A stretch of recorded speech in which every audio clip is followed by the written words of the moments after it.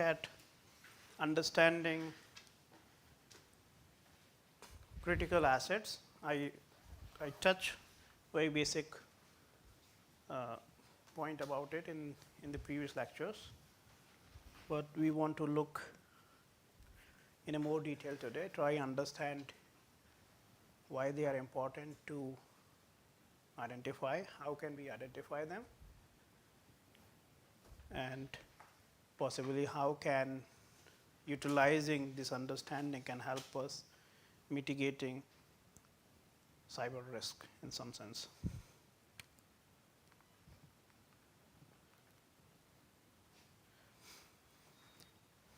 What is asset management?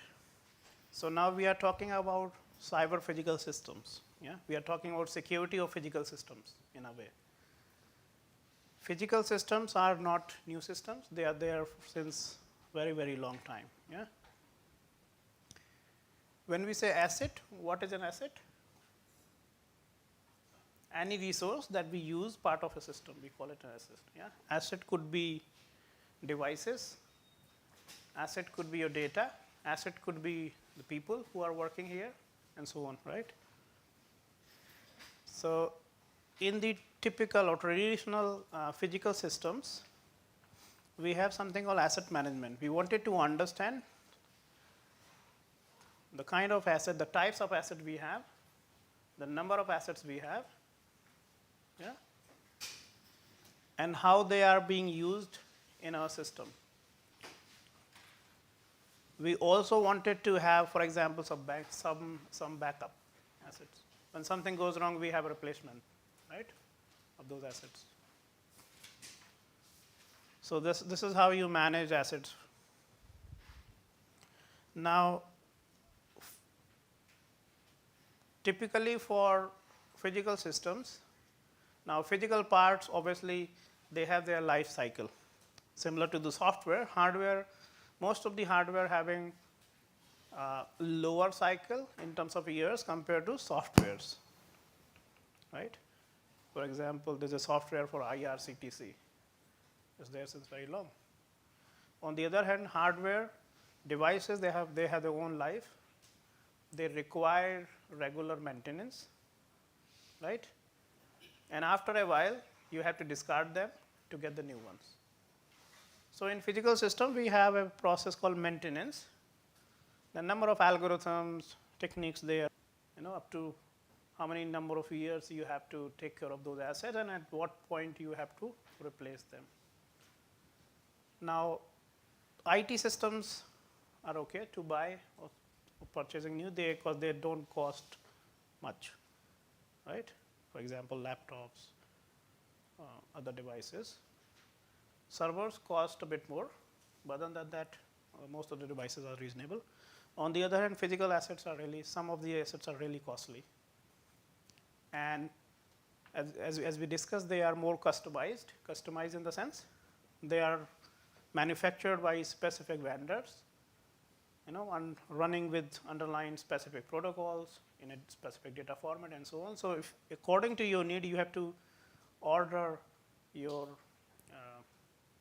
items, setup, and it takes time to deliver because those devices, that setup needs to be developed, configured, tested, then it comes to you, then you configure, test it, train it, it takes time, right?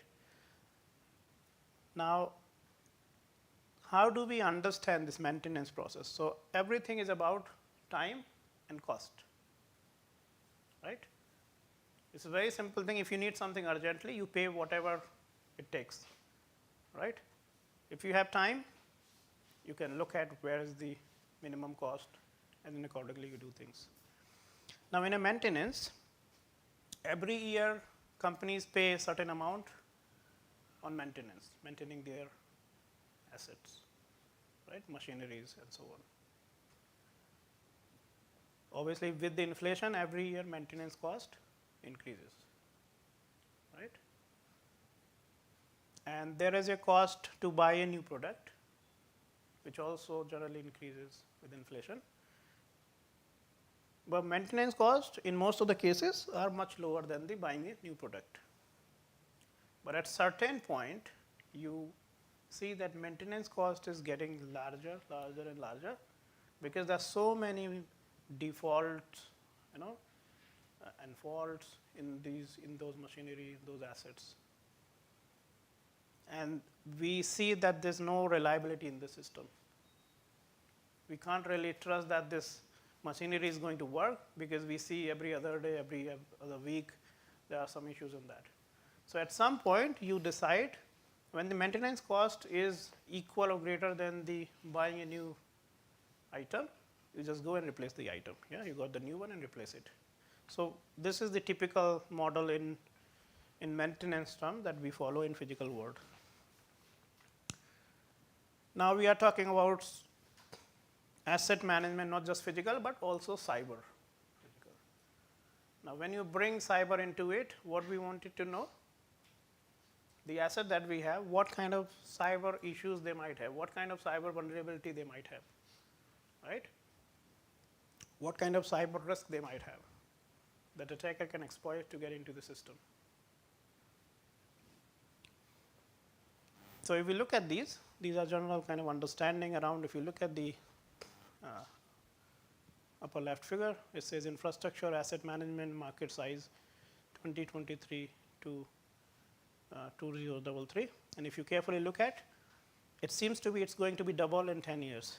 So in 2023, it was 37 billion US dollars, and that's going to be roughly 86.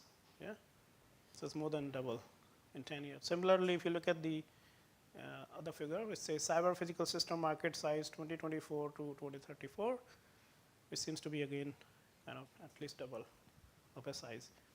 So we see in every 10 years, the market is growing. In every 10 years, roughly, as per this, there's a lot of scope in this market.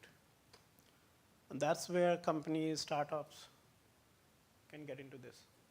Right? If I ask you, whatever you have studied so far, if I ask you, think about a startup that you can offer, what it would be? Have you thought about it?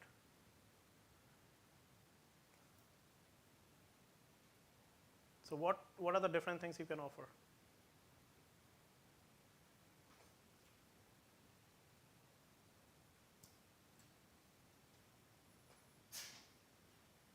Maybe you can create a tool. Yeah? I can build a tool in Java, Python, whatever, and that can help me to either scan the network. Yeah? I can create a software for different systems that we have, for a university, library system, railway system, and so on and so forth, right? Or as a company, I can provide certain services. I can offer a company, I can offer a service for penetration testing. What is penetration testing?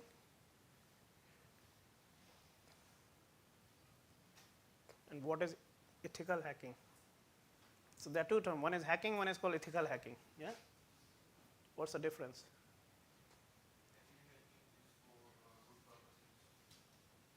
Yeah. So what is the good purpose like?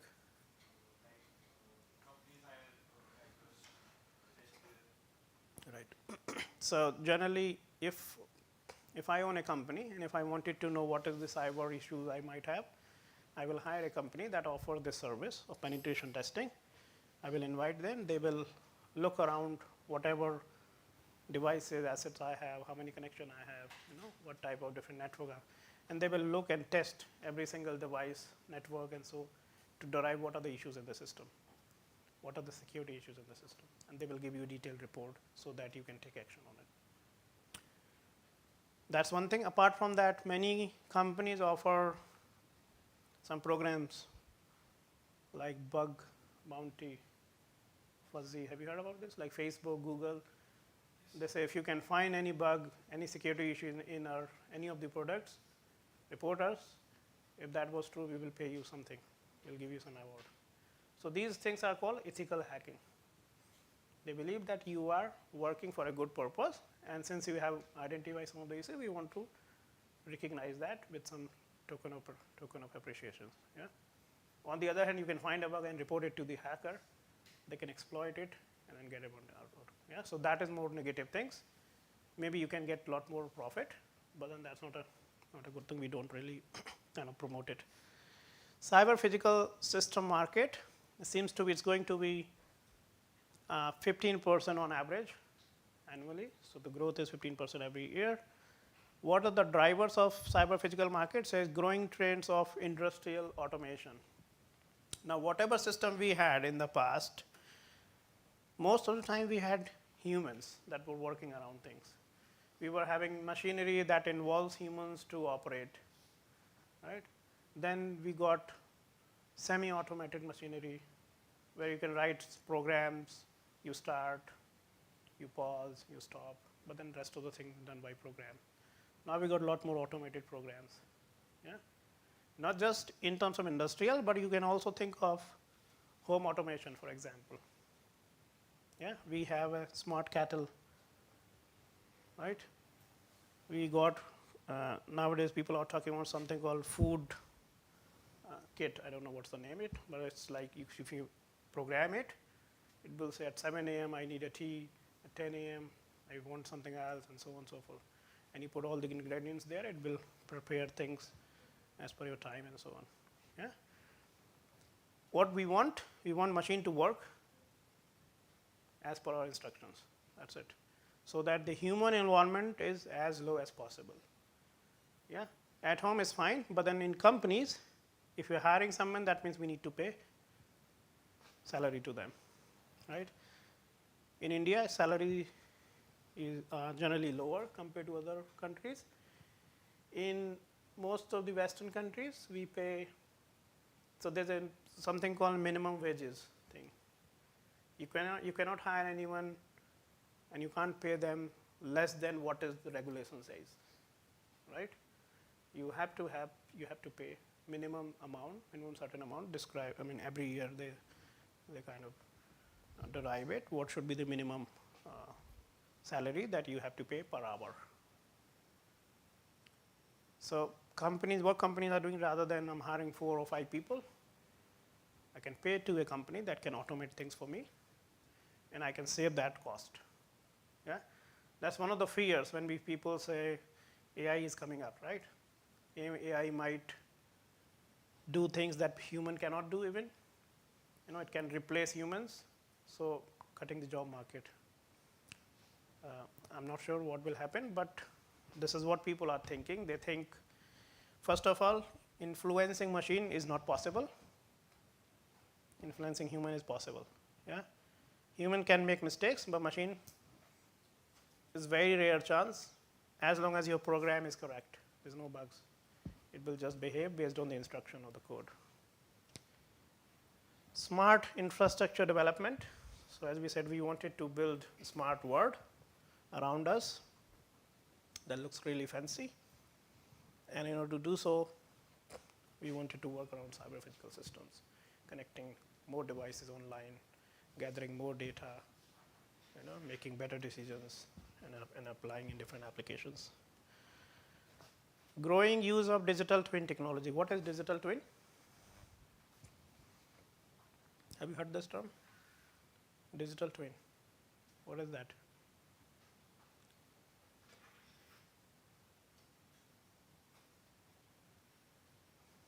What is twin?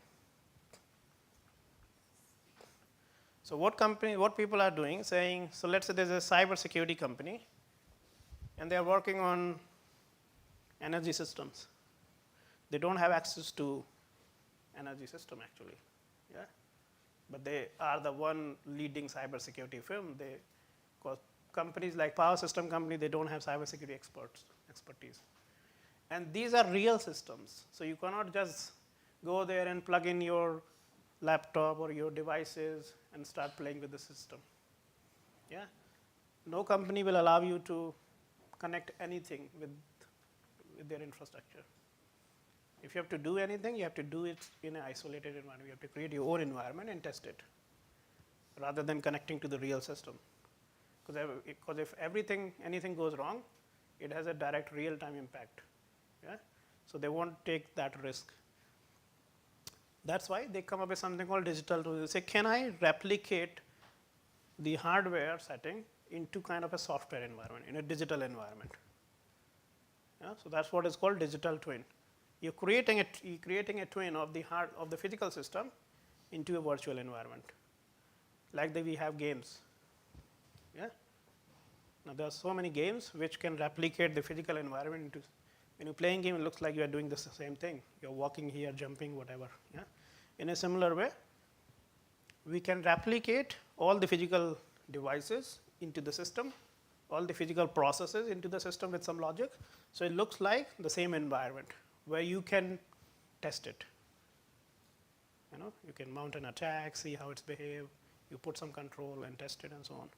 So that's what companies are doing. And not just doing, they are selling it as well. Saying we have come up with a digital twin. If you want to test, here's the environment, you pay, use it. Yeah.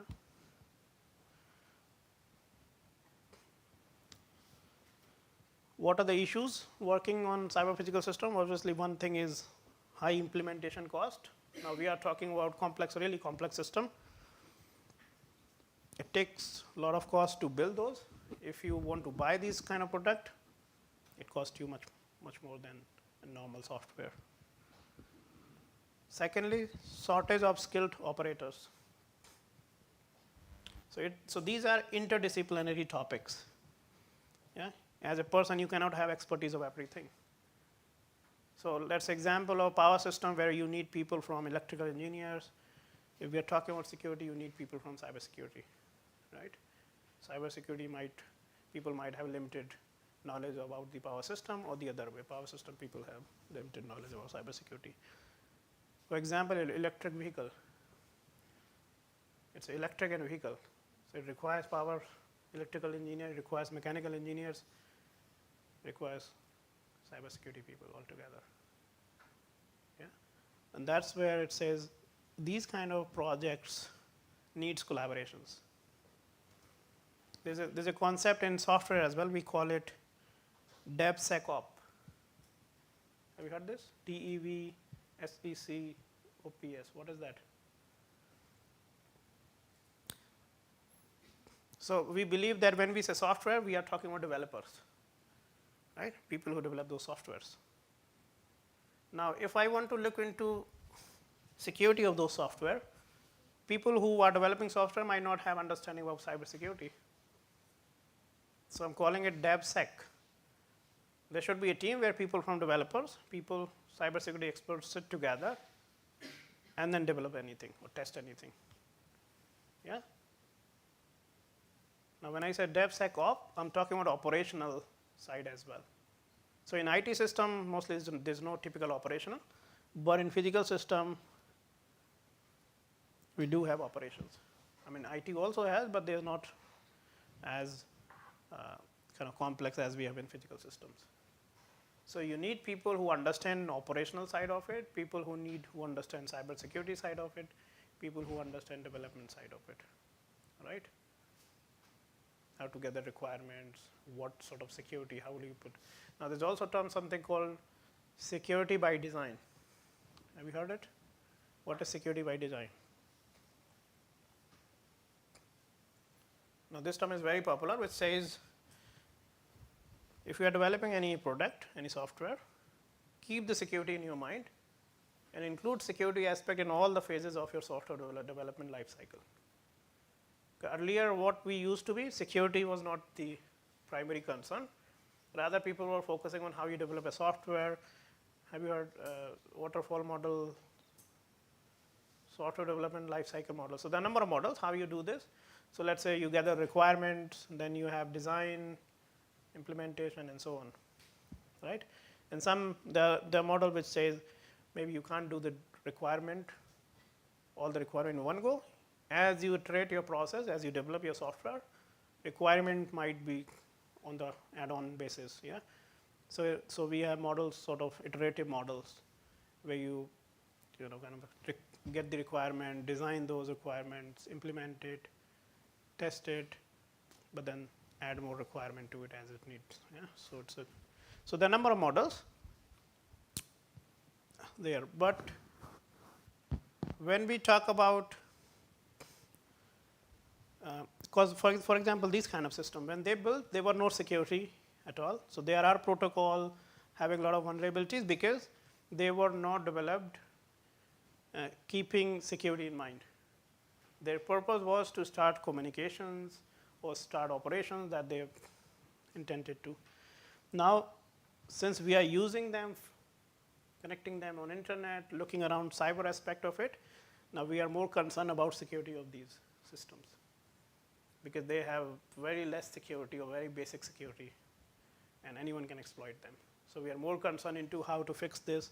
We need to develop the entire layer on the top of what we already have, because we can't build the system from the scratch. But the saying is, if you are developing new systems, keep the security in your mind, infuse it at every phase that you are doing in order to develop your software or systems. And that's the concept of security by design. When you're designing your system, think about security at that point of time, rather than building something and then say there are issues and then you go and fix it. If you're considering security when you're designing it, you will be having a much better product from cybersecurity point of view. So that's concepts of security by design.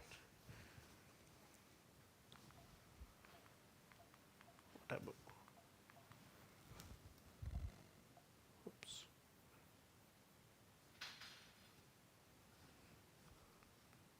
Okay. Now, so far we talk about cyber physical smart grid, for example, as an example, or electric vehicle. Now, in the future, what we are saying is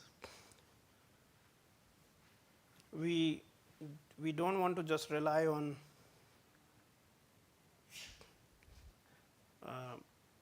energy system that we have as of now, because, for example, oil, gas, coal, they are generating too much carbon emissions. Yeah. By the way, transportation sector is one of the key sector that generates largest carbon emission, and that's why government are pushing, saying we on more on electric vehicles, on less on petrol, gas. Yeah. But then if you are relying more on electric vehicles, that means you need more electricity. You're replacing petrol, diesel with electricity or energy.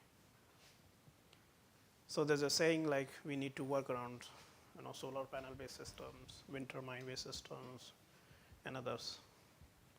Use more renewable energy sources, and then integrate them all together. Yeah. But the question is, when we integrate this, now, when we talk about one infrastructure, for example, smart grid, it's a country-wide infrastructure. It's already complex. Now, what we are saying, create new systems, integrate all together, so that we have much better energy, more integrated nature. Yeah, so we can supply it at local level, distributed manner, and so on. But from cybersecurity point of view, it becomes much, much complex. It will be much more complex. Now, we are just understanding what are power system devices, what their protocols, and so on. But then you have to then start studying what is solar panel, how solar panel technology works, how you create solar panels, how the communication takes place. And when you integrate with the whole system, any issues within those, that subsystem can influence your grid. Right? So in the future, it's good to in terms of thinking where we want to be. But in order to be there, it will take a while for us to think how to integrate things, what to care, and so on. Obviously, we are talking about scalable system and interconnected devices. So as I said, for example, electric vehicle or autonomous vehicle, they're already collecting some of the information from your vehicle. When you have autonomous vehicle, that means some of the information they also need to share with the other devices, or the people, or the environment. Yeah. One of the key thing, as I said, we don't have enough expertise. Working people who understand cyber physical system security, but also when you integrate these systems, people or electrical engineer, let's say, who are well trained in electricity system, they might not be trained in solar panel system, because it's a completely different technology. Yeah, completely different the way energy is being generated. So then we need to have those people, but how will you create those people? So we need to offer training, the kind of programs where people can sit and learn those things. So what is situational awareness?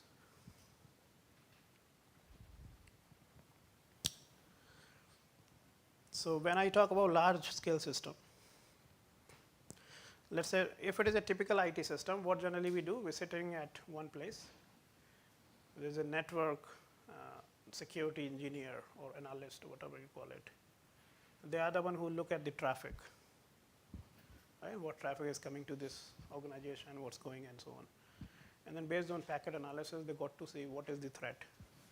What packet seems to be malicious based on certain parameters, including, let's say, IP address, port numbers, payload size, and so on. Right? So we wanted to understand whether is there any threat to this organization, cyber threat. And if yes, then we believe most of the time it comes from networks. So you're capturing packets that are coming to the enterprise and want to scan it. So you have firewall that has certain rules. You said if any packet coming from this IP address or this domain, block it. Yeah, this could be malicious and so on. In this case, so in IT systems, it's not too complex in a way. Obviously, it depends on number of packets coming to your servers, but then it's manageable. When we talk about these complex systems, situational awareness itself is a complex term. So situational awareness is, if I'm working at control center and if I own, let's say I have 10 substations, I wanted to know what is happening in each of these substations. What happened? Right? Generally, how do we know? We are relying on data. So we are just waiting for RTU to send data in every half an hour. When it sends, I have a SCADA system.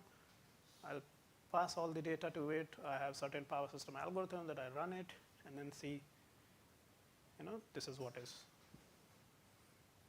If it looks like there is a spike in a specific region in terms of demand, then you either increase the generation capacity or distribute load or whatever. Yeah? So you just manage that requirement.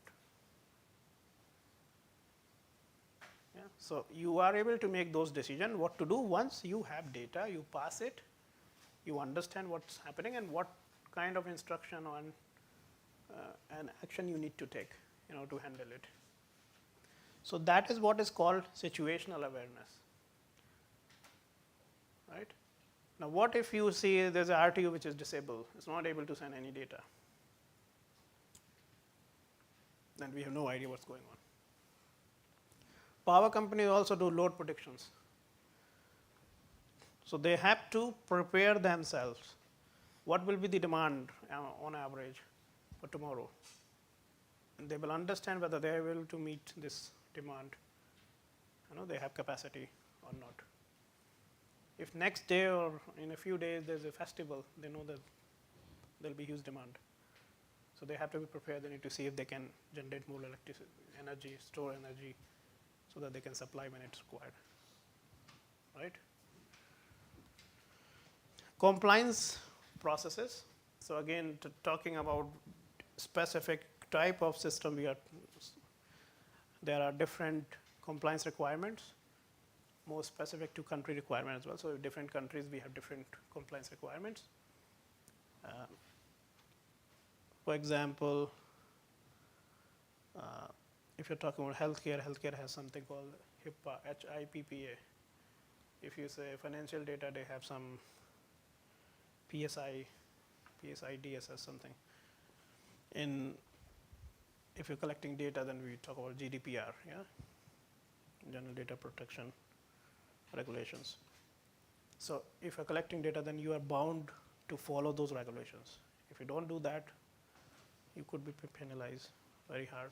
Now we are talking about this complex system where, since we don't understand most of these systems, it's very hard to meet those compliance requirements. Now, earlier we used to have those requirements in terms of physical systems. because they were physical systems, there was no smart systems. Now, since we have connected to internet, we are calling them cyber physical systems, so there are also cyber compliance requirements. If a company who is running, they're using those devices, then they are bound to follow certain cyber security regulation. They need to meet those compliance requirements. And these requirements will change from time to time, right? You have to have team who understand this. So now companies are also working on some kind of tools or some kind of software that can help them to understand whether they meet these compliance requirements or not. Yeah.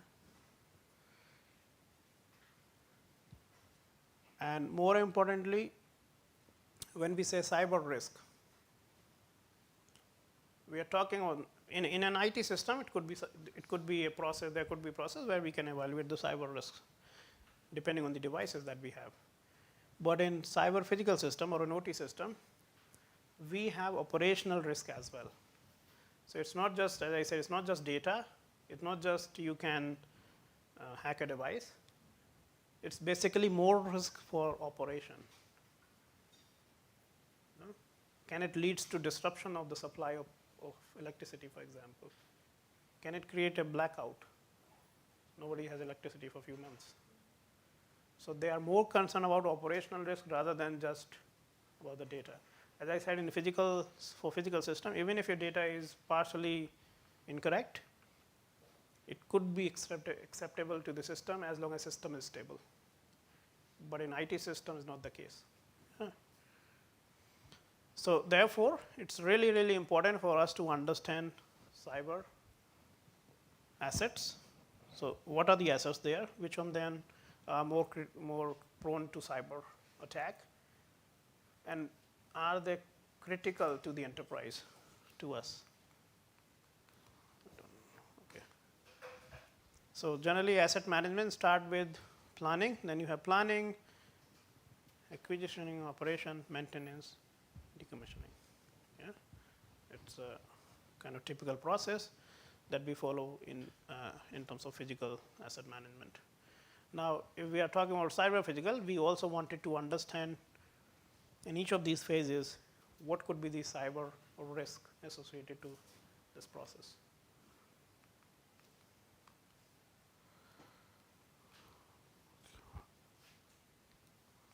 Okay. Okay. When you have asset management, we also have something called resource mapping. Resource mapping simply says what assets I have, what operation and service I'm offering, and where they are involved in. In one operation, these assets are involved. In operation 2, other assets are involved, and so you can get to see how these assets, what their role in an operation or service delivery, or the other way. If this operation is critical for us, what are the assets that are associated to this operation? So we need to be more careful around that environment compared to others. Yeah. Therefore, we need resource mapping. This can help us understand when each phase of this. For example, when you go for maintenance, we can understand if we go for maintenance, what are the operations that will impact. Right? Have you heard this term, asset discovery? Simply kind of a scanning. In IT system, we have certain scanning tool, right? Network scanning tool called, for example, Nmap. Have you heard Nmap? Nmap is a basic tool that you can run. So it gives you all the devices which are on the network. So you define the boundary of your network, you run it, and it will give you a list of how many servers you have got, how many workstations you have got, how many routers you have got, and so on.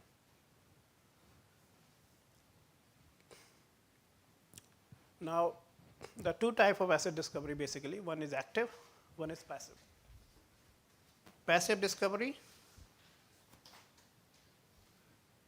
you don't actively scan it. Rather, what you do, you look at logs, you look at the history, you look at simply scanning what are devices there, which is passive scanning without actively involving in the process. Second is the active discovery, where you scan the network, but also look at each of the devices and try understand with some experiment whether there could be is there any vulnerability in the system, right? So in IT system, is generally we do active discovery, because IT system can tolerate disruptions, right? Out of hours, you can always restart things. So typical penetration testing, when we say, we are talking about active discovery. So someone will come in, run the scans, find out how many devices you have got, how many connections you have got, and they will test each of those things and give you a detailed report what's going on here. Passive discovery we use in OT system, because OT system, as we said, it's real-time systems. You can't afford downtime there. That's where you can't apply active discovery. Because if you are testing a device and something goes wrong, it has a direct impact on the real system. That's why companies don't allow it. You just do passive scanning, do risk assessment, look at the whatever data that we have. And unfortunately, in OT system, you also don't have logs. Most of these devices don't have logs. Yeah, so you're relying on the measurements values, you're relying on the historical patterns, and so on and so forth. And obviously, what type of devices we have.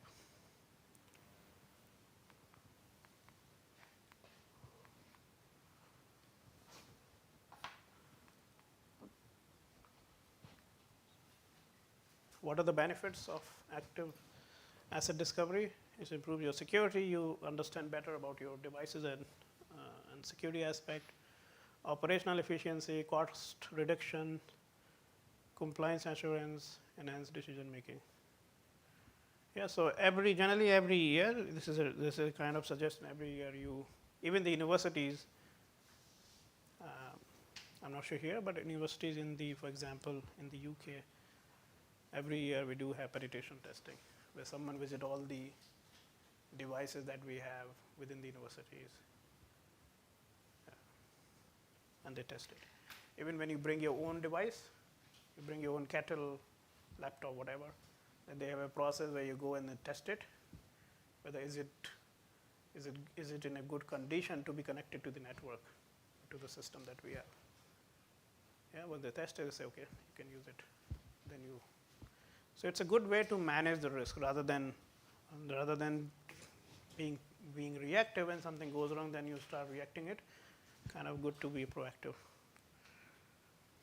Okay. Then you got change and configuration management.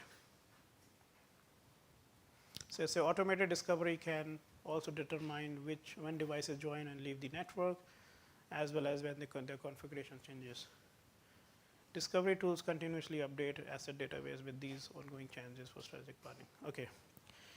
Now there's a concept called software defined networking. Yeah, have you heard this? Software defined networking. Yeah, there's another called network virtualization something. Yeah, what are these concepts? What they are doing?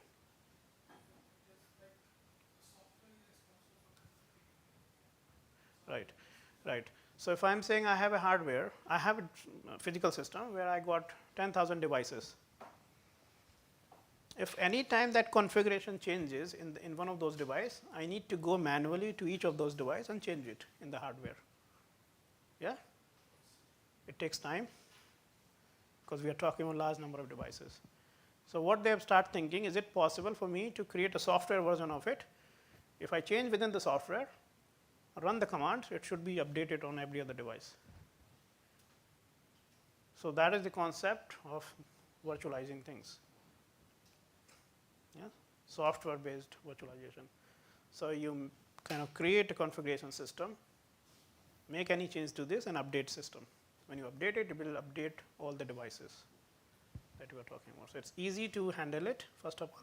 Sitting at control center one place, you can control the devices. But then again, it can bring a lot more other cyber security concerns, because someone who can control or have access to this software can control all the devices. So, in physical system, we have configuration management. Whenever there is a, you need to change the configuration, bringing new device in, and there is a process in terms of. So, maybe cyber security aspect of it seems to be better in terms of handling large number of devices, but then cyber security itself is an issue there that needs attention. We talk about cyber risk assessment already in a way. Vulnerability assessment. Once you know what assets you have, you would like to know what kind of vulnerability, active vulnerability they might have. So, we have certain databases called CVE, which is publicly available, where people identify vulnerability, report it, and there is a database where you can look into, for this particular device, what are the different vulnerabilities that have been identified, how many of them already fixed, and so on. So, in a way, you also want it to be connected, all your devices, with their database in a way, so that you can run scan every month or whatever in some interval to get to see whether devices that you are using have any vulnerability in the system. If yes, then obviously you need to take care of it. So, it is a good practice to make it part of routine. So, we talk about this, saying IT system mostly is easy to do. So, we go for active scanning. OT system, we have more legacy system, proprietary system that does not fit all. We might have devices running different protocols. So, they are very sensitive to what you can test. And since they are part of the real system, if anything goes wrong, it has direct impact on the systems. So, we do not go for active scanning there, rather we just do passive scanning. Now, these are the real challenges when we work on OT system. You cannot have active scanning. So, knowingly, unknowingly, intentionally, unintentionally, you are leaving some of the vulnerability in the system, because we cannot test it even if they are. Secondly, patch management. If you see there are vulnerability, you need to apply patches. Applying patches means takes time. You are updating the system. Updating the system might take time, first of all.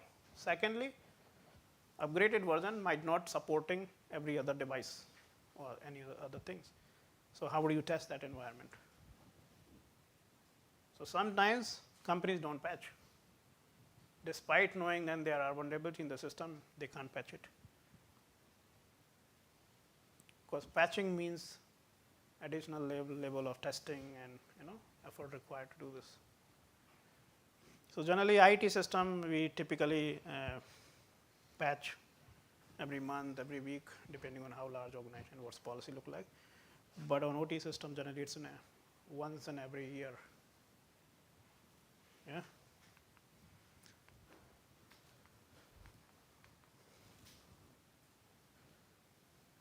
Okay. So, that's what it says, I think I covered most of these things.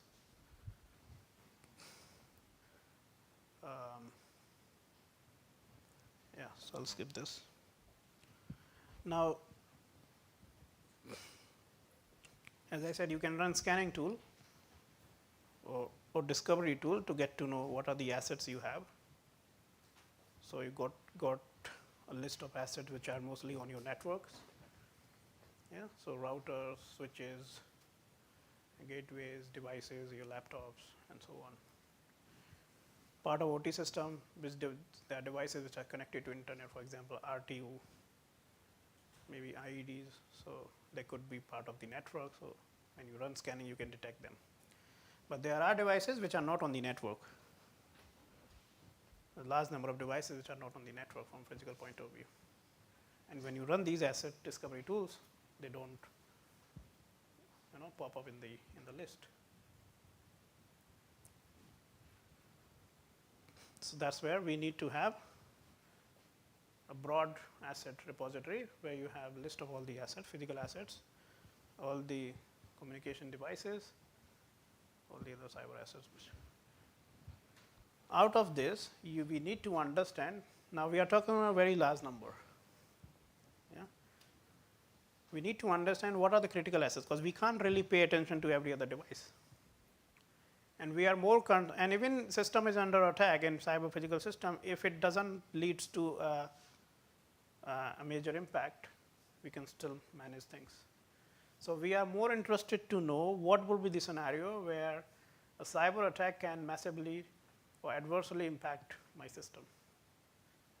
That has a large impact, yeah, in terms of disruption, in terms of blackout, in terms of disabling devices, destroying devices, and so on.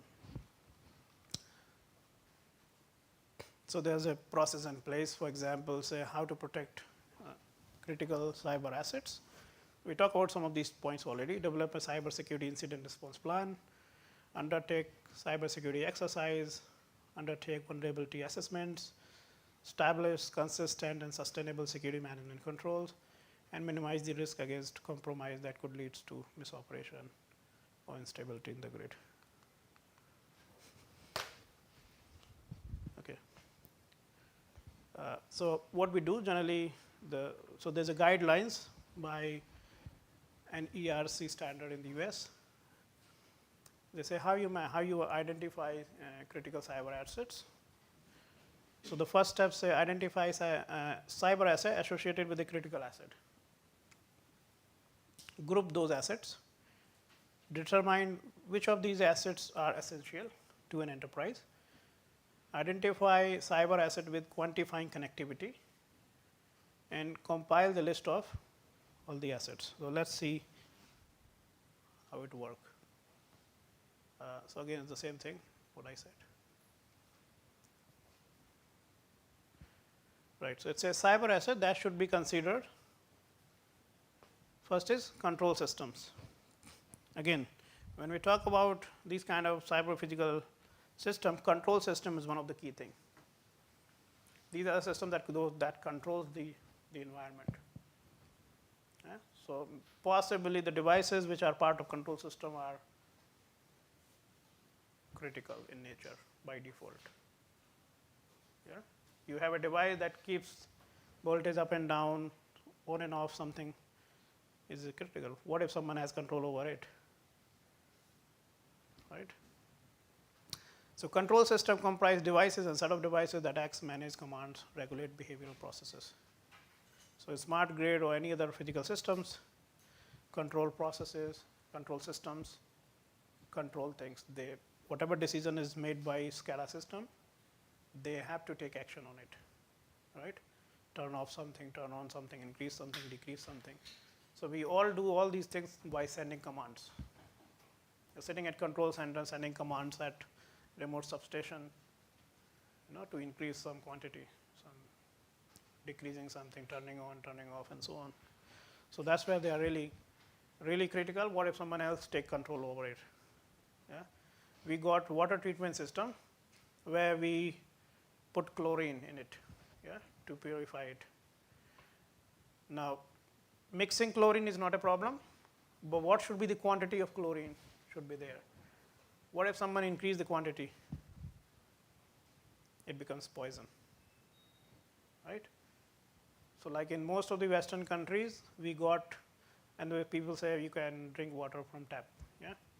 One of the reasons, because the government supply chlorine water. So they filter water, put some chlorine in a larger storage tank, and then supply to households.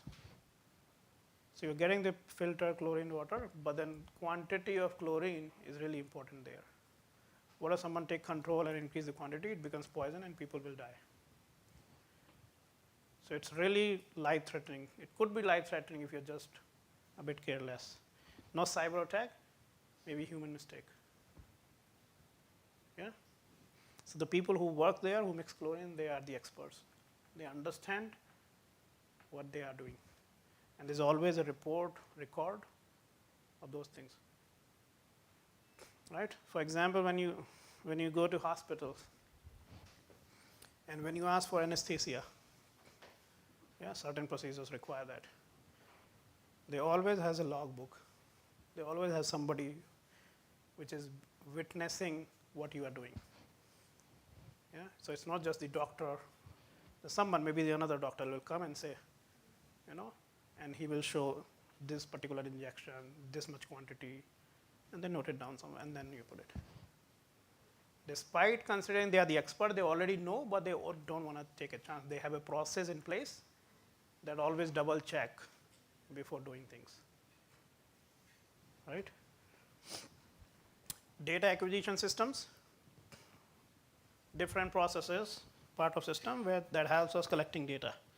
So all the devices that are sensing, all the devices that are collecting, right?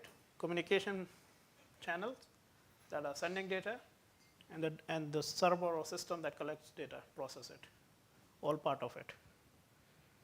Networking equipment, maybe routers, hub switches, firewall, modems.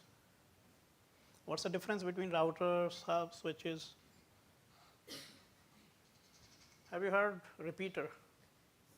What is repeater? What is hub?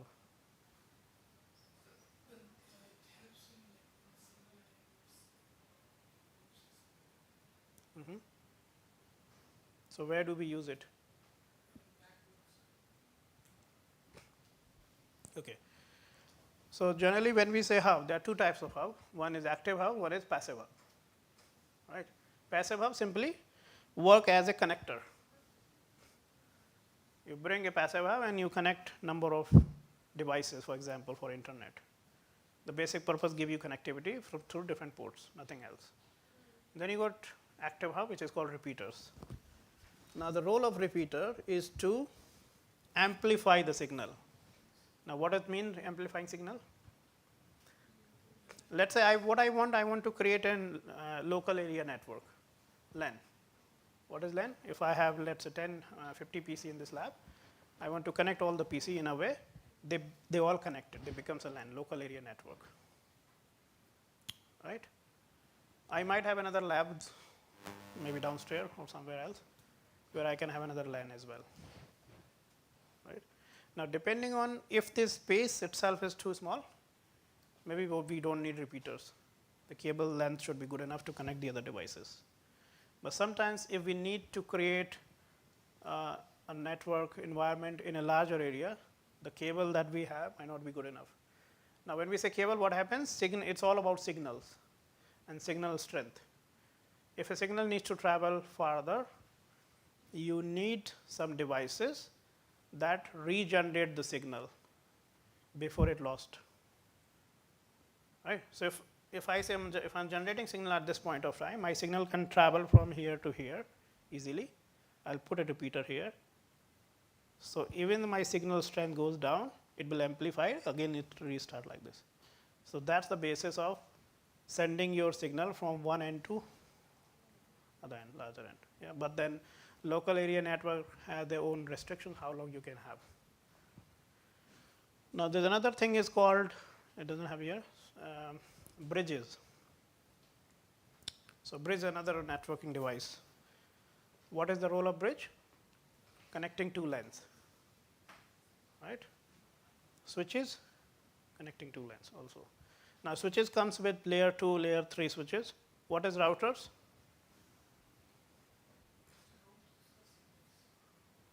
Sorry?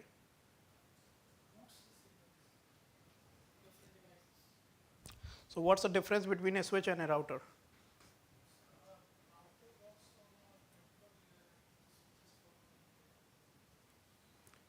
Yeah, typically yes, but we also have now switches that works on layer 3. But the basic difference, switches gives you connectivity, connect two LANs, for example. Routers connect you with the external world. So for example, if I need to send a message from my computer here to a computer downstairs, do I need internet?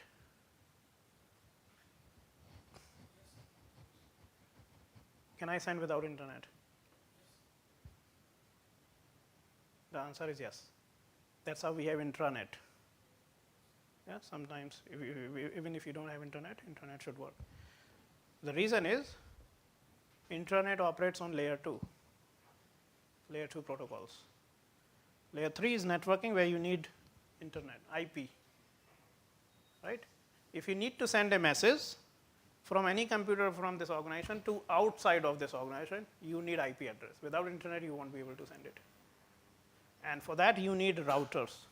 Routers are the one that creates a route for you, right? Creates a packet for you. So what happens when I'm, for example, if I'm connecting my laptop to this network internally, if I'm going to send an email from a person outside of the enterprise, right? What will happen? I will put, so in the packet, you need to put source address, destination address. So source address of this computer, IP address, destination address, I know my friends, yeah, so it will automatically pick the address of that server, right? For example, Gmail, I want to send Gmail, so it will pick the Gmail, Google server, mail server, IP address, and it will send. Let's say I'm running a query, for example, rather than sending message. Now, since I'm running a query, I'm expecting a response back as well. Yeah, that's how it works. If I'm searching anything on Google and asking a response, asking an answer, what happens? So it's all about packets, in the form of packets. Since you are running a query outside of the organizations, so you need internet first of all. When we say internet, we are talking about layer 3 with the IP, right? Without IP, you can't do this. So when I search Google on this, I'm sending a packet from this system to the router of this organization. So generally, again, I'm not going to detail, but just give you a sense, every organization has a public IP address. Maybe you can Google what is the public IP address of an IT Hamirpur or any organization. They have one public IP address, which is assigned by, so they are regulatory bodies, they are centers around the world, depending upon which part of the region you are living. If you are in Asia, they have some organization. If you are a company, new company, and you want to connect, obviously you need one IP address, public IP address. Then you need to register to that body, whatever the process follow, and then get the IP address. And you put that IP address in your router. Internally, you don't need public IP address. So IP address has range of it. There are private, so some addresses reserved, but they are called private IP address, which says every organization can use those private IP addresses internally. So for example, if you look at, I don't know if you can currently check what is the IP address of the device of your laptop. Most of the time it starts with 192.168 or 172, yeah, or 10.10 something something. So there are couple of ranges that have been defined, saying any organization can use this range of IP address internally. So you can manage all the devices, whatever you have. You don't need public IP address. But if you're talking to external world, you need public IP address. Because the external world doesn't understand what is the IP address of this. If someone needs to send a message to this computer, they don't know what is the IP address, because it's a private IP address. It can change any time. So they will look at the IP address of this server of this organization, right? Router address, for example. So they will connect to the router. They know the public IP address, so they will connect to the router of this organization. And then router has a table, so they always maintain a routing table, which says I have sent a request from this computer to the external world. So router will keep a mapping, saying there's a request coming from this private IP to a public IP externally. When you get a response, it looks into the table, saying there was a request from this system.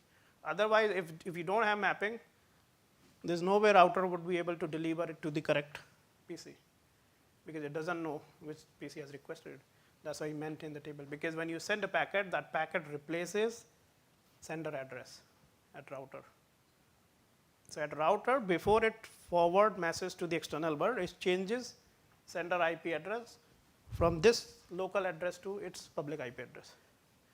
Because if you are sending this sender address, recipient doesn't know this address. They can't recognize this address. They only recognize public IP address. Yeah. So that's where we need routers if we want to send or communicate externally outside this organization. Okay, and then we go to hardware platforms. And generally, we have a practice to creating virtual environment using VMware and other thing. Right, so you can have virtual machine where you can, let's say if you're working on different operating systems, you can have virtual machines, and one you can deploy Windows, Linux, and so on and so forth. So you look for all the hardware, you look for all the networking devices, you look for all the data acquisition system and control system. Yeah.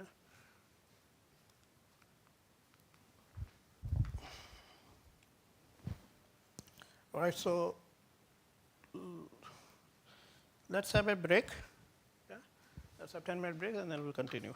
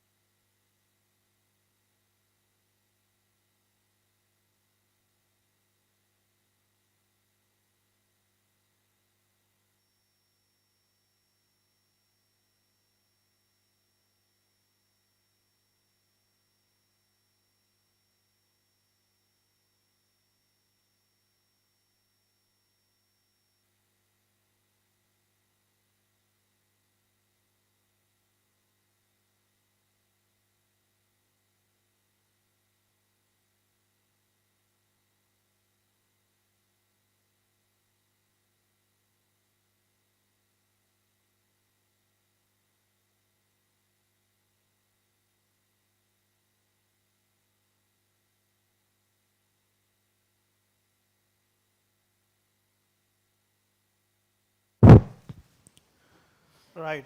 Welcome back. Where are others? Okay, so what we were talking about is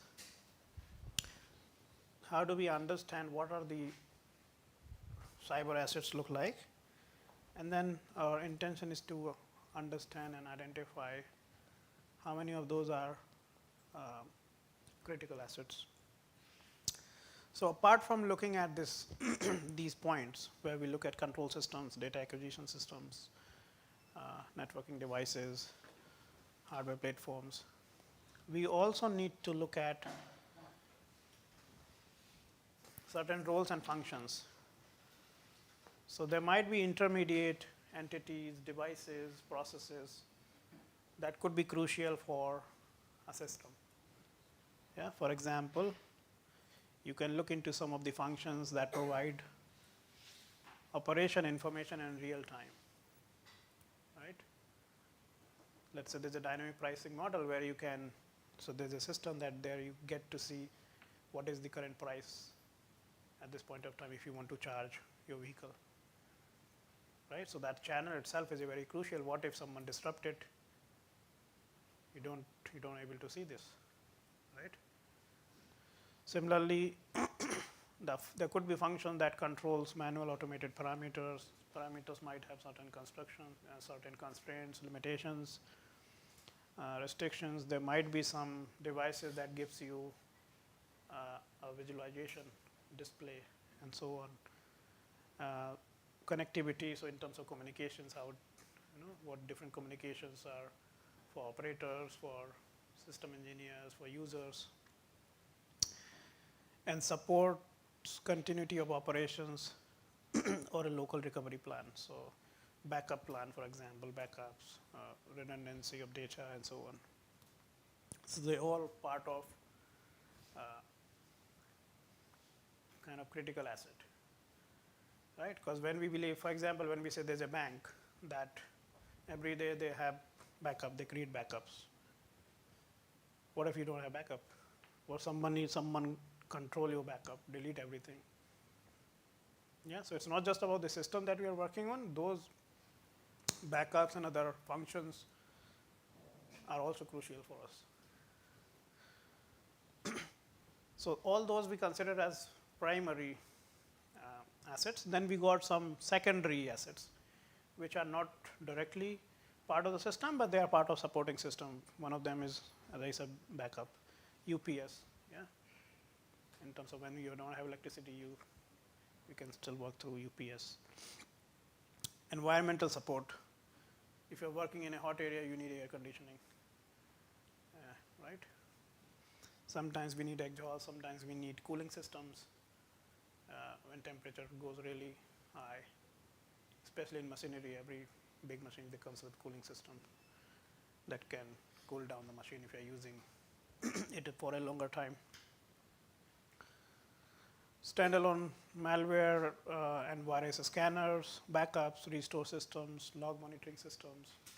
They all are important because they're not directly part of the system actively, but then passively they help us detecting threats, recovering data, create backups, plan, and so on. Sometimes we do keep some device and assets in storage. Something goes wrong, we can replace. We have backup of those devices, right? Softwares, whatever. So these all are part of secondary system, which also somehow crucial for us to have in case of unusual activities, right? So that we don't, we are not out of service. It's not like system is down. We can still manage with the secondary assets that we have. So it says once you identify all the assets, you group them. And then once you are grouping them, again, it depending on what criteria you're using to grouping them. Sometimes we group them based on the operation side, right? In order to operation one, we need different type of devices and how they are kind of part of the system. So you group them maybe based on the operation, based on the functions, and so on. Software they are using. Once you are able to do that, then you need to identify which of these are essential, or critical to us. So For example, first it says cyber asset capable of supervisory and autonomous control, which is essential for us in this process. If you recall what we had a Purdue reference model, in that sense, supervisory control system is very essential for us, because that is the system that can help us fetch all the data, run it, process it, yeah, from the device, and you can also control those devices. So supervisory control system is really essential. For example, display transfer information. So we need sometimes display devices, human HMI, human machine interface, to observe certain quantities. We might need communication channels, right? How to send that decisions to the devices, to the users.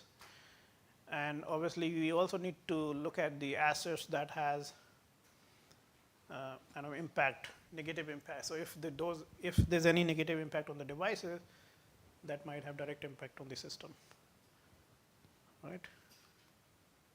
So let's pick one of the examples. Though the answer, you can see the answer, but I would like you to think about them by yourself. Yeah. For example, so this is an example determination of cyber asset supporting reliable operation for transmission substations. So when I say BPS, we are talking about bulk power supply. Yeah, power supply, just say. So this says security guidelines for electrical sector identifying critical assets.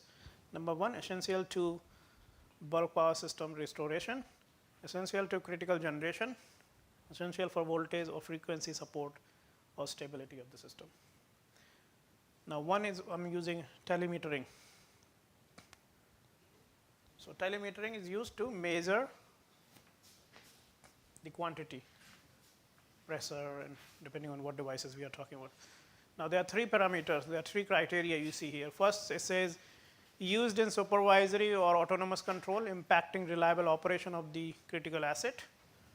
The other says display, transfer, contain information relied on to make real-time decisions impacting reliable operations of the critical asset. And third say loss, degradation, and compromise impact on the reliable operation of the assets.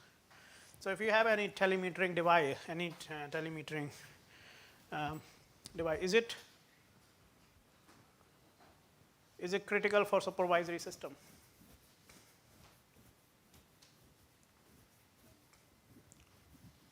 Now we are talking about OT system, yeah, we are not talking about IT system here. Is it critical?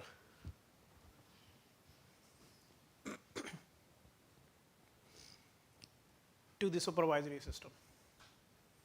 I said no, it's not. Why? Why?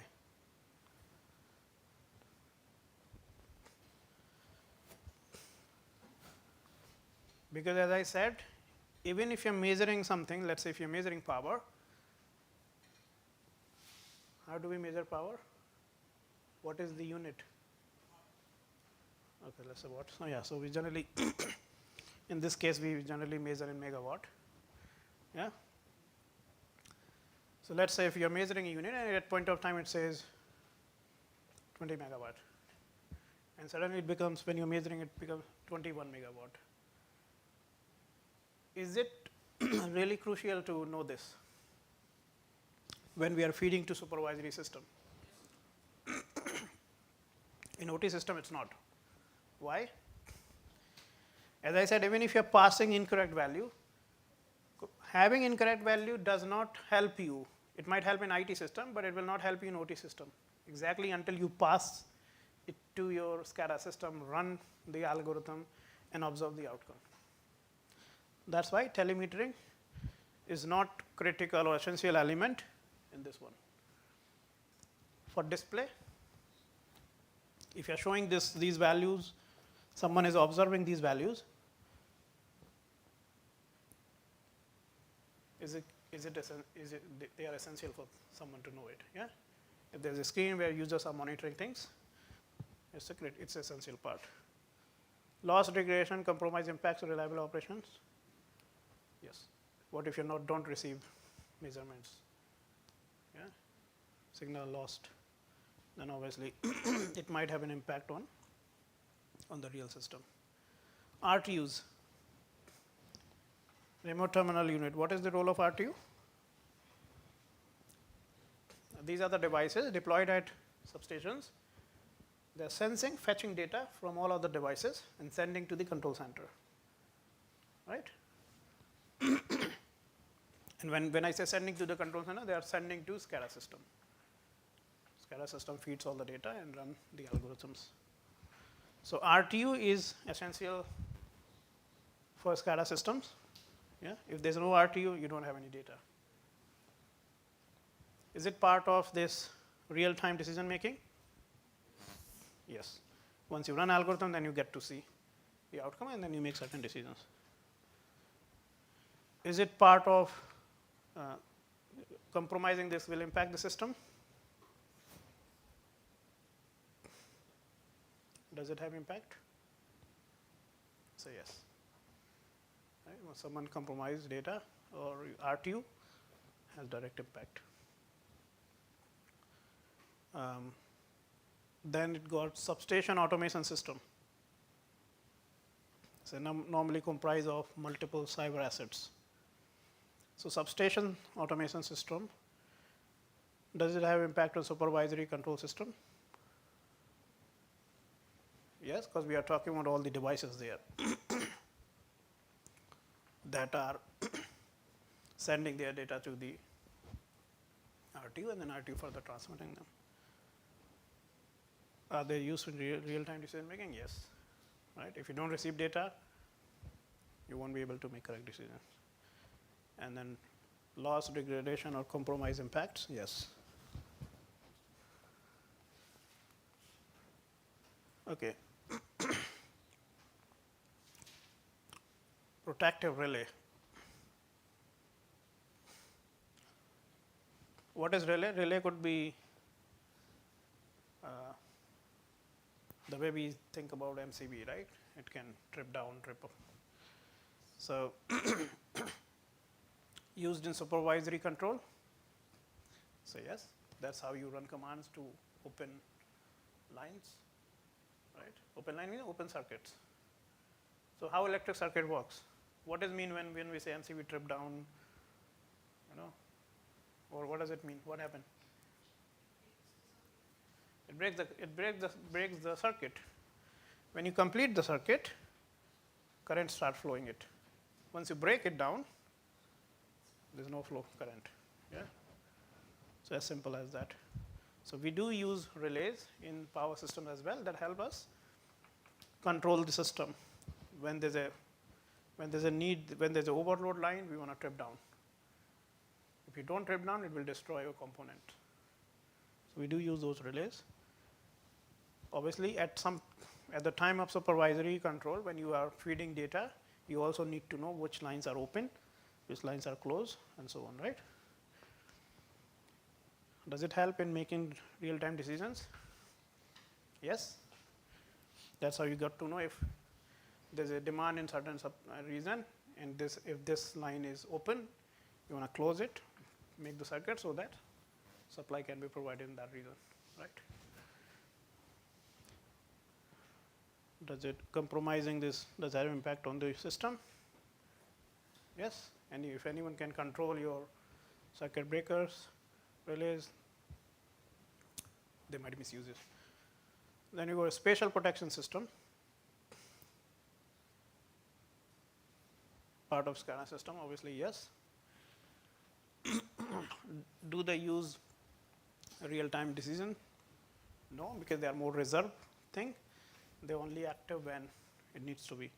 But then while you are making decision, you need to know whether they are active or not. Yeah? But they only works in certain situations. Compromising those will impact the system? Yes. So if someone compromise your protection system, there are serious issues. Phasor measurement unit, PMU.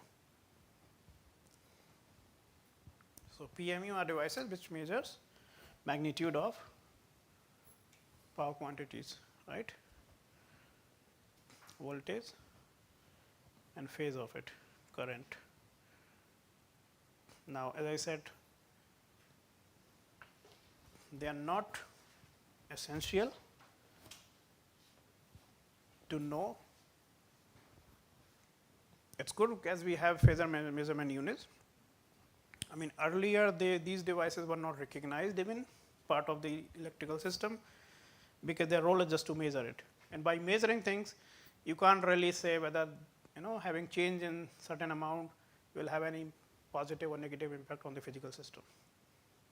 So that's why they are not being considered as essential element or asset part of the system. Historical long-term database supporting off-site storage. Having a historical data set or logs, does it require for supervisory control?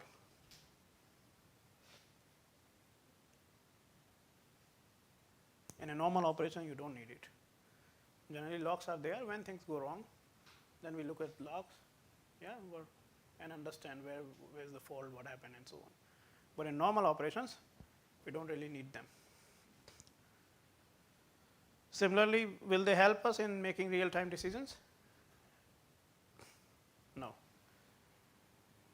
Generally, they can help us in preparations, in plans. For example, if I wanted to know what will be the forecasting for tomorrow, load forecasting, what will be the demand in that particular region, based on I can look into historical data and then understand, right, the patterns. But they are not part of my real-time decisions. Compromising logs will affect your real systems, real operations? No. Right? Might be you will end up with having poor planning. You might not be able having correct forecasting, but then it doesn't impact your real systems. Similarly, you got fault records, equipment monitoring, the same. They are there, but they are not part of real-time systems. Then computer networks that connects control functions between assets within a single ESP. Computer networks, yes, because they are part of the system. If something goes wrong, then we might not be able to collect data. For example, when RTO is sending data to the SCADA system, it comes through communication channel, and in between we might have routers, we might have switches and other devices, right? If someone compromises those devices, if devices are down, we won't be able to have those values. So they have direct impact on the system in all three.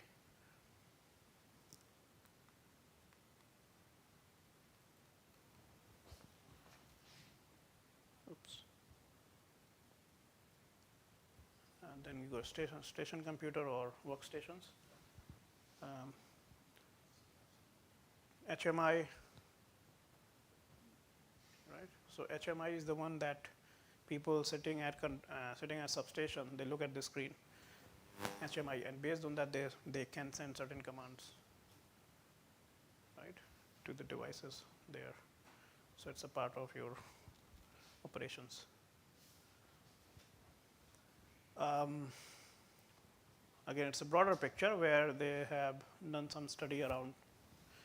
Apart from these three, they also look at communication side. They also look for routing protocol, dial-up accessibility. What is dial-up?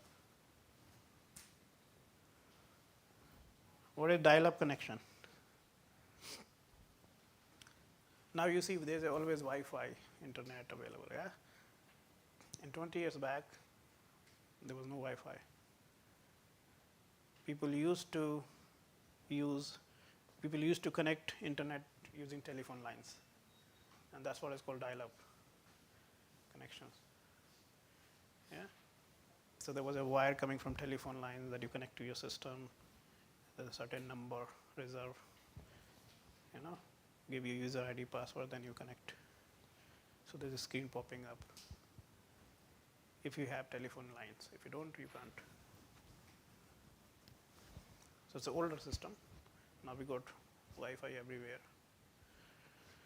Right. So for example,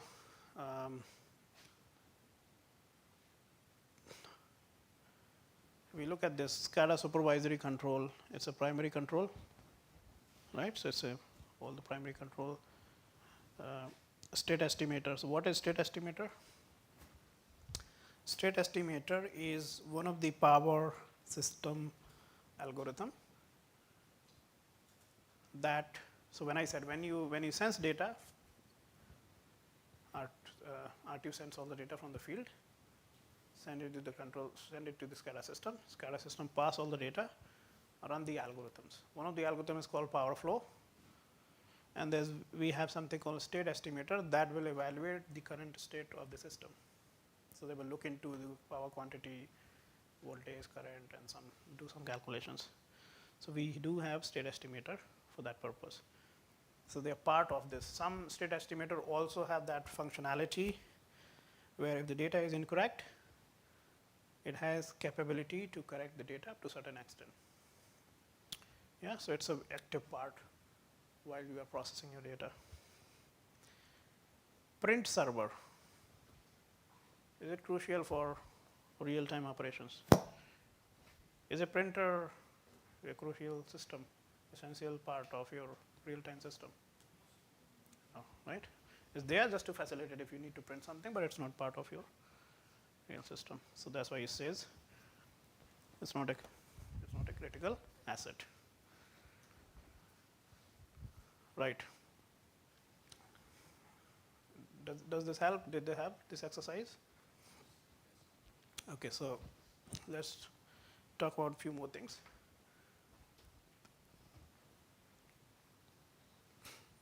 Critical, first of all, once you are able to identify critical assets, it's help you to understand out of the big pool which are the assets or component that you need to focus on. Obviously, security is a holistic thing, but you don't want to lose the key elements of your system. Some of them might be very, very costly, right? You also want to get into the understanding around the environment, because sometimes people, if I'm working in a power system company as a cybersecurity expert, for example, I even might not have understanding how many assets they might have. Yeah, they will just expecting me to come in there and fix their problem. But in order to fix it, you have to have the holistic view of it. You need to understand what devices are there, what are the connections there, which devices there which are connected to internet, right, and so on and so forth. So understanding the holistic view, understanding the environment will really help all of us, isn't it? For example, you come to the university, and maybe you are studying something that is having loads with mathematical equations and so on, right? The person who is teaching might not be an expert of mathematics, but they understand how things work. But you want more detail. If you understand that at this university there is a mathematical department, there is someone, Professor X, yeah, understand all these things, maybe can help you better.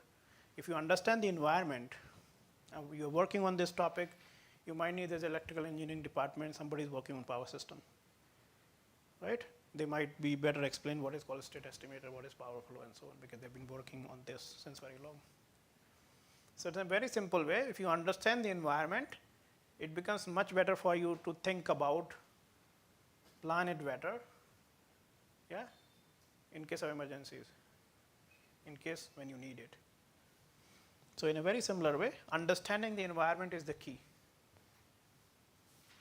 Director of an institute knows everything, how many departments, what they are working, blah, blah, blah. That's why he's the person who can make certain decisions, in fact, correct decisions. If you have to make a decision on the basis for this institute, you need a lot of information before you come to a point where you can decide what to do. You can't just decide based on what is happening in the computer science, right? So you need to know the whole environment in order to understand it, making correct decisions. Obviously, you can optimize it. You can fix the vulnerabilities, patches, and so on. Determine the best maintenance windows. So we talk about how difficult it is to maintain assets, but then also from cyber point of view, when you need to apply patches, you can't apply at any time. You have to plan it well. Maybe at the time when you see the maintenance, you need to offer maintenance to some of the devices, but that might be the time when you want to apply patches or so. tailor protections of sensitive data. So as we discussed, in some sectors, data could be really sensitive, especially in healthcare, finance sector. If we are working on those cyber physical systems, then there could be additional layer of regulations that you have to adhere. You have to follow those regulations. And sometimes as a company, you don't understand those regulations. Regulations are very vague. Yeah. So you need people who understand those regulations, understand. So again, data management is, again, it's a broad topic. For example, what most of the companies are doing, collecting data. If I'm a small company, I don't have cybersecurity expert, and if I'm collecting data from, let's say, European people or whatever, I'm bound with GDPR, right? I know if the data is leaked, I have to pay 4 billion euros, 4 million euros, which is a really high amount, right? So in a way, if something like happens, you won't be able to do any business with those countries, because they will ban you unless you pay it. So what's going to happen? I might think of putting the data in the cloud. That's what most of the company doing, yeah? Saying we have a lot of data, we have very large data, that's why we put in the cloud. Whenever you need, you can use it. What is cloud? What is cloud computing?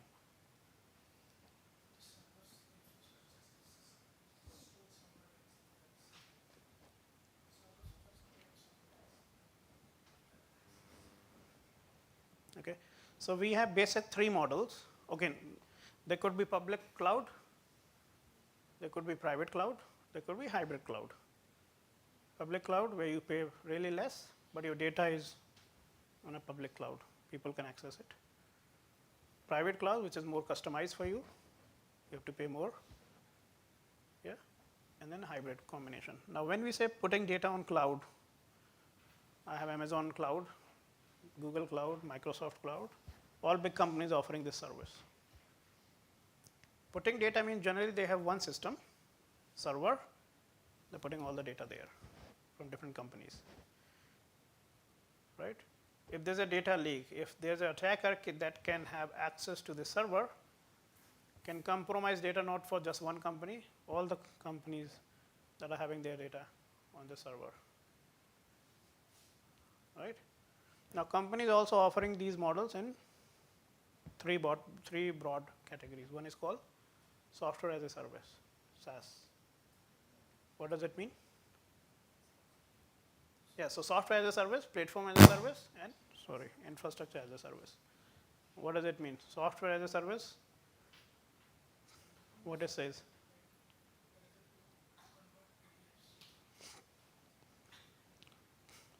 Software as a service simply says, as a company, I have my own software, you can use it. That's it. It's all my platform, my software. You can use it, and you might keep your data on my public clouds.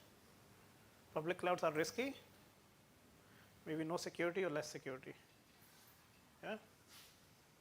But they are more dependent on the company. If those softwares are down, you can't do anything, you can't access your data. So they are the cheapest one, but then they bring a lot of risk. Then they say second is called platform as a service. What is that? Right. So you can use my platform, you can customize your software, you can create your own software and use it. So you have to pay little cost to it. But they are more platform dependent. Once there's that company out, whatever you build is out. As simple as that. Right? Third says infrastructure as a service. What does it mean?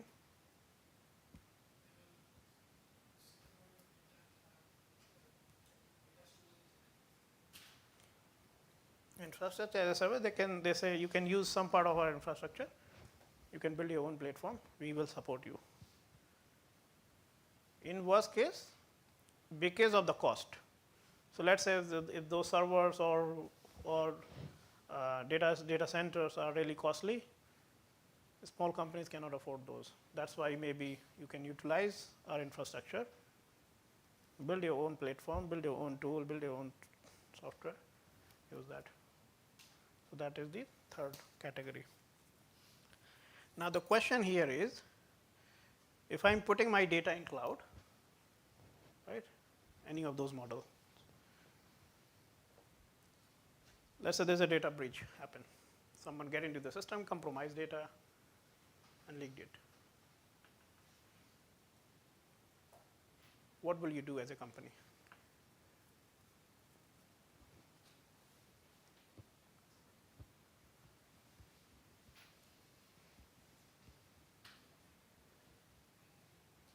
You say nothing.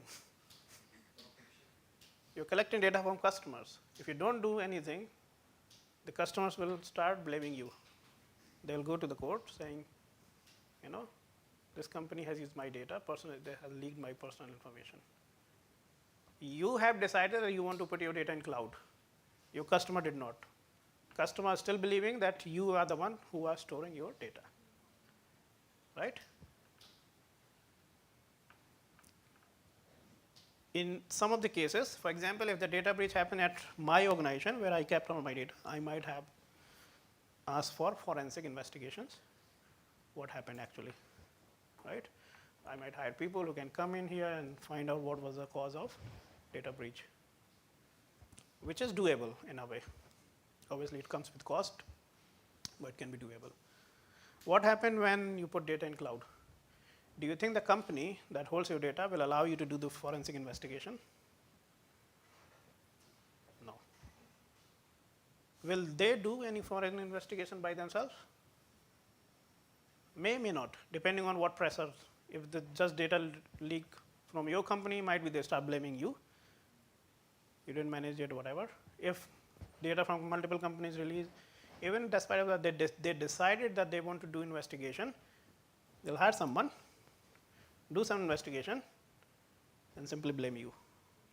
They'll hire people who can create a report as they want. They will not take blame on themselves. So putting data is kind of a dark side of it. Right? When you do this, generally we have something called service level agreement with those cloud providers. SLA we call it. Service level agreement says, it's a long agreement which says how you keep your data, my data, how long you keep, where you keep, what security method you will use, blah, blah, blah. Now, if that cloud provider also not complies with those regulations, you are the one liable for it because you have decided to put your data there. So before you do that, you want to make sure that they will follow these regulations. And there's a proof that they will give you. Otherwise, the company who collecting data is responsible for everything. You are the one collecting data. Whether you manage at your end, send to someone else, whatever you do. But if something goes wrong, you are the liable.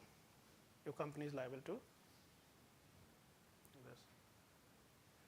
That's why storing data is not straightforward things, especially if your company collecting large amount of data. And you don't want to take that risk at your end because you think maybe Microsoft has much better security than my company, or Google might have better security, which may be the case, may not be the case.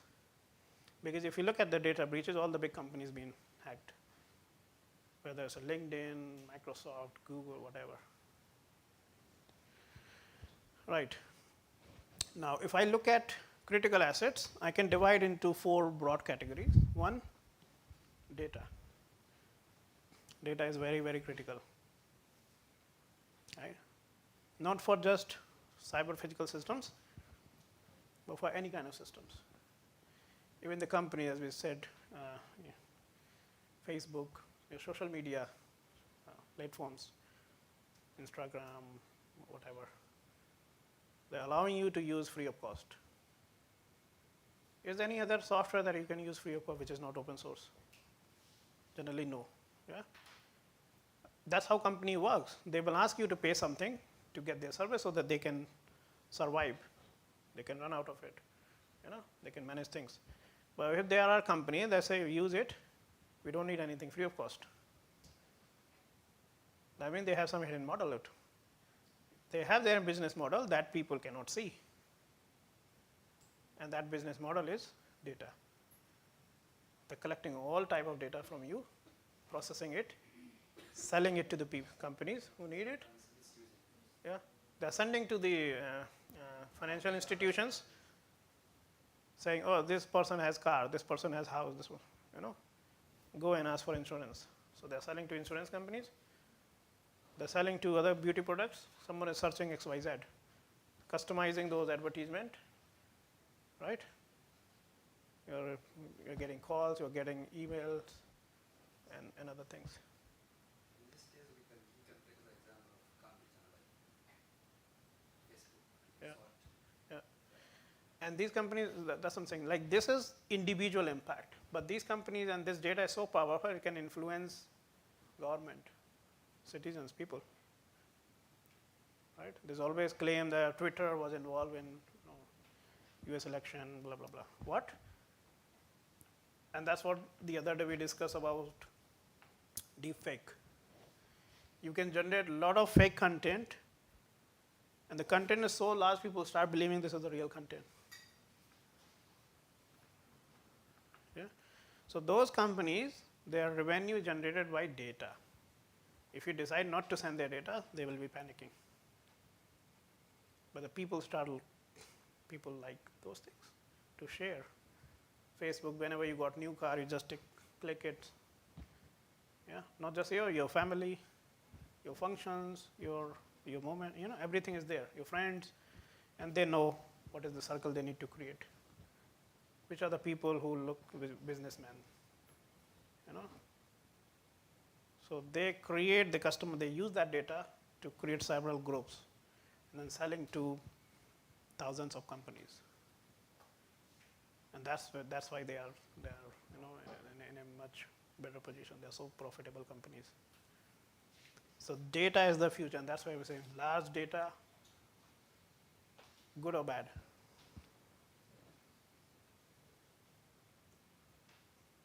What do you think?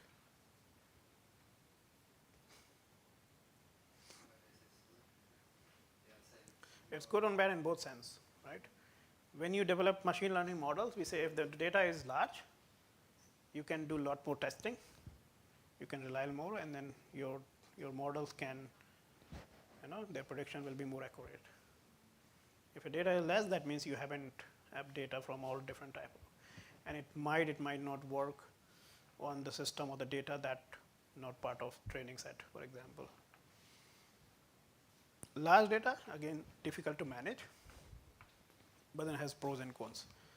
If data is incorrect, deep fake, it's not bad. It's not good, yeah?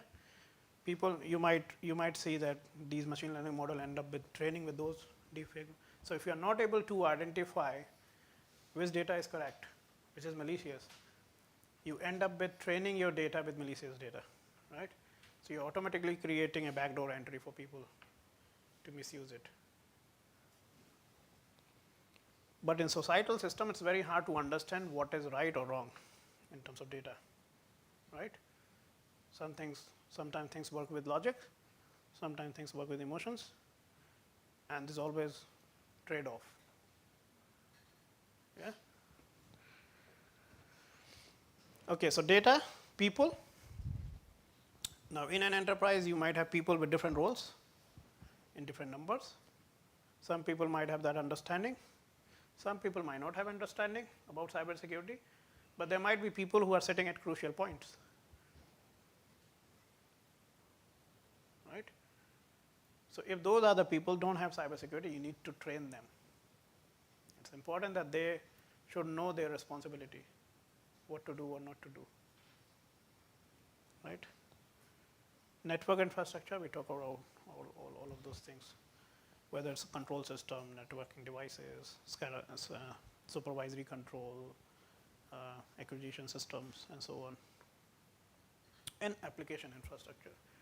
Within infrastructure, you might have number of applications for different type of users, for different services, and you don't want to You don't want to happen that at some point some of those devices are down, or sorry, applications are down, right?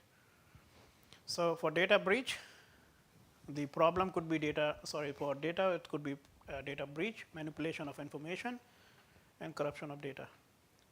What could be the control? You apply data protection. Sometimes people say encrypt your data. Even if data hack, it's still encrypted, right? But then we got new kind of ideas where people can compute things over the encrypted data. They can still send something out of it.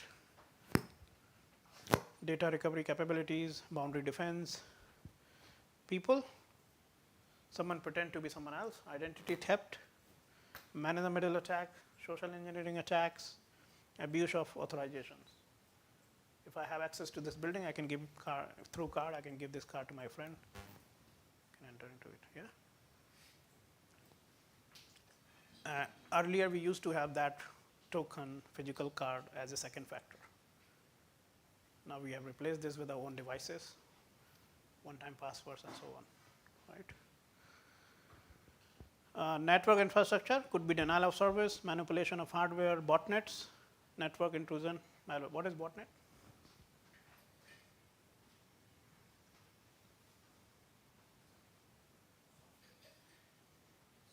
It's a network of bot. What is bot?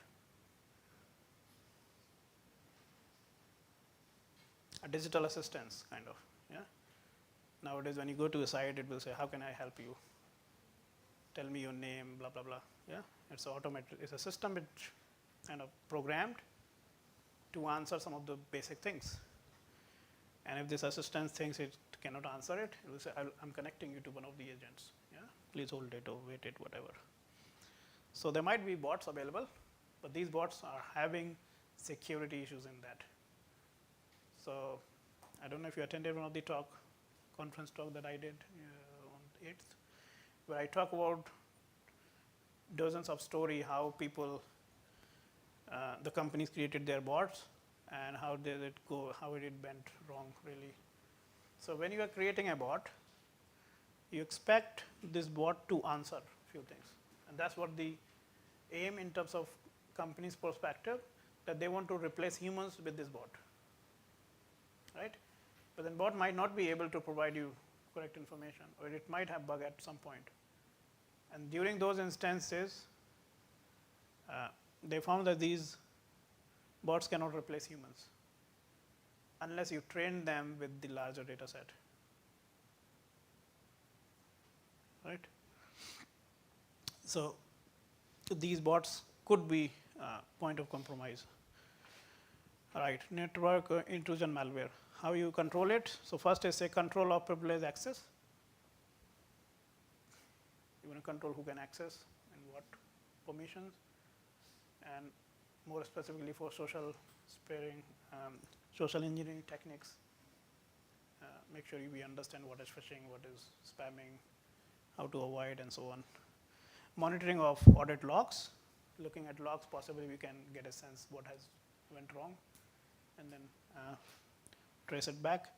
Malware defenses, depending if you are able to understand what type of malware it is, possibly you can apply some of the solutions. Network controls, you can reconfigure thing, isolate system, block the port, right? So for example, yesterday we look at client server model, connecting on the same port. If you think the client is malicious, you can block that port, the server, so nobody is able to connect it. Inventory, secure configuration, continuity vulnerability assessment. Application infrastructure, someone can manipulate your software, unauthorized installation of software, misuse of information system, and denial of service. The key control could be email web server protection, application software security, secure configuration, and so on. Now there's something called residual risk. What is residual risk? So at the end of each of these control, it says additional control for residual risk. It says despite of applying your security solutions, there's always risk. There's always some risk left over. that we call as residual risk. Right? We might figure it out by the time or when someone exploits it. Then we need to take certain extra control over it.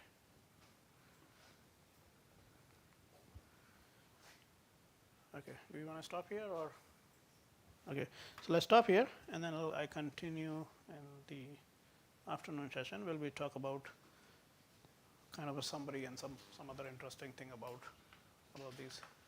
So we touch about almost everything in the understanding critical assets, but I'll give you some insight based on what did we do.